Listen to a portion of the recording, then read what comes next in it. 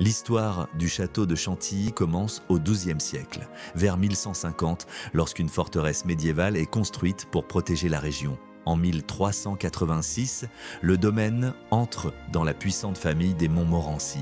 Au XVIe siècle, Anne de Montmorency, connétable de France, transforme la forteresse en résidence Renaissance et aménage les premiers jardins.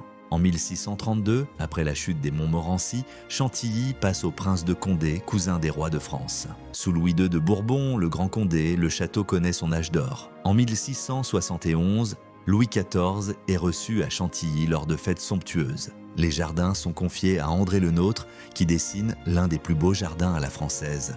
Au XVIIIe siècle, Chantilly devient un haut lieu de culture et de raffinement. En 1721, les grandes écuries sont construites, les plus majestueuses d'Europe. La Révolution française, en 1789, marque un tournant brutal. Entre 1793 et 1799, le grand château est détruit. Au XIXe siècle, Henri d'Orléans, duc d'Aumale, dernier héritier des Condé, entreprend la renaissance du domaine. Entre 1875 et 1882, il fait reconstruire le château et y installe une collection d'art exceptionnelle. À sa mort, en 1897, il lègue Chantilly à l'Institut de France.